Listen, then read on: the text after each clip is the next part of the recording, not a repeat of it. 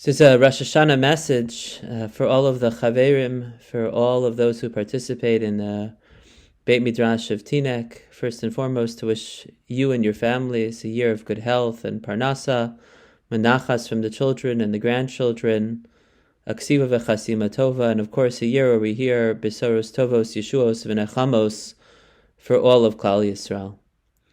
Like many of you, Motzai Shabbos, when Shabbos was over, I received the Besora Kasha of the death of someone who had a profound impact on my life, Rav Yosef Adler, Zecher Tzadik Livracha. Rabbi Adler was somebody that I had the zchus of seeing every single day for many years. As so many of you know, who have been part of the Teaneck community for many decades. He was one of the Mikurevei Talmidei Harav, Umisharsav, Vegadol Shimusho Yoser Milimudo. He was somebody who lived by the light of the Rav really his entire life. And how many times could I go to his office in yeshiva and ask him what the Rav said in this sugya, what the Rav said in that sugya, and the light would go on. And it was really something that was extraordinary. I wanted to honor Rabbi Adler's legacy by citing a tour that I think captures a certain element of what he meant to the broader Teaneck community and connect it to the work that we do in the Beit Midrash of Teaneck in just a few moments. Rabbi Adler was really a giant in many, many different ways. His Tzedakah B'Seser, there are books that will never be written, things that I experienced personally at the communal level, which were really remarkable. The Tur says in Arachayim Siman Tavkov Pei Aleph that Eza Uma Ke'umazo, quoting the Medrash, that Klal Yisrael is different than every other nation in the world.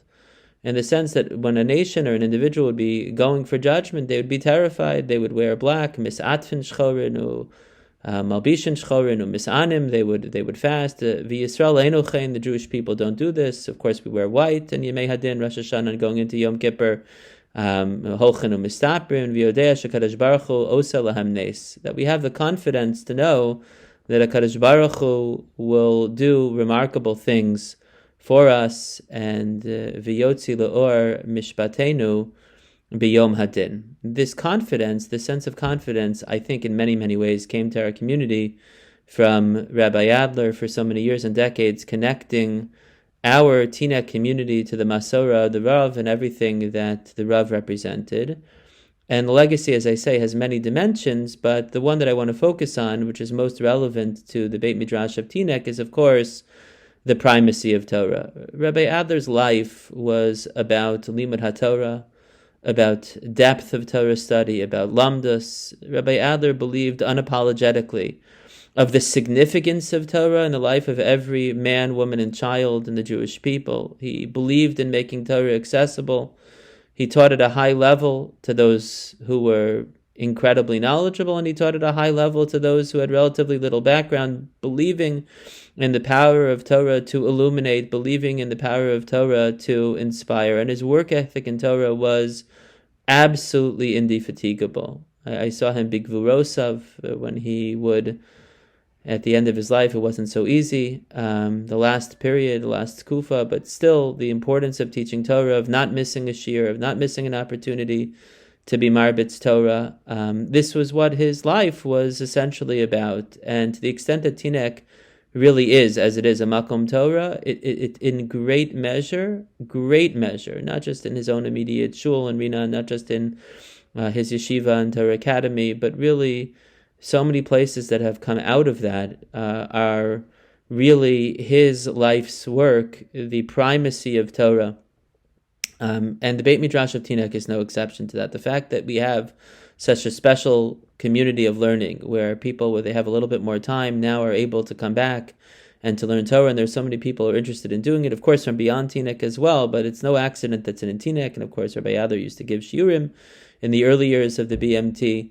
Rabbi Adler's belief in Harbatzas HaTorah, his belief in lifelong Talmud Torah was literally the deepest part of his soul, and it's something that we should all appreciate, that we live in a Torah community It didn't come out of nowhere, but he and others, of course, but built it up, tzav l'tzav, kav l'kav, brick by brick. And everything that we do in the BMT is very much part of his legacy. I was able to listen to not all of the Hespedim, but some of the Hespedim, and Rabbi Adler's brother, Libadel ben Achayim, Rabbi Aaron Adler, mentioned a story which I did not know before, but didn't surprise me in the least.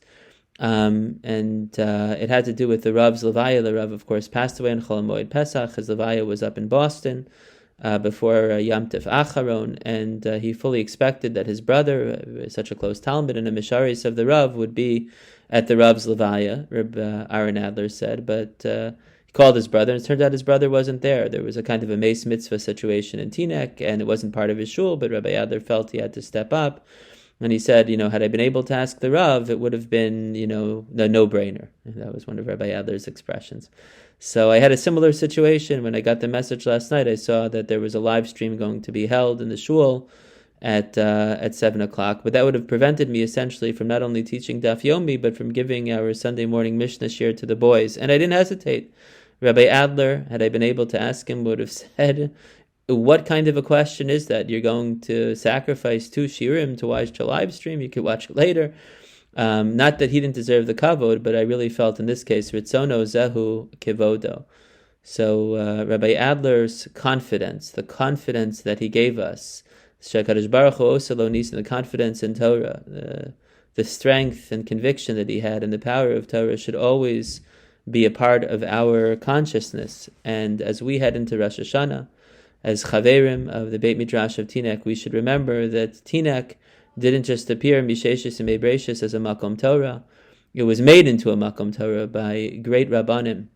And Rabbi Adler really has an absolutely significant portion, a profound chelak in what Teaneck has become, Tehei Nishmaso Tzura B'Tzura Chayim. And to conclude where we began, I wish everybody Aksiva V'Chasima Tova. It should be a year of good health, a year of Parnasa, a year of Nachas, and indeed a year of great Torah learning for us at the BMT and for all of Klal Yisrael. We should hear Besaros Tovos, Yeshuos V'Nechamos.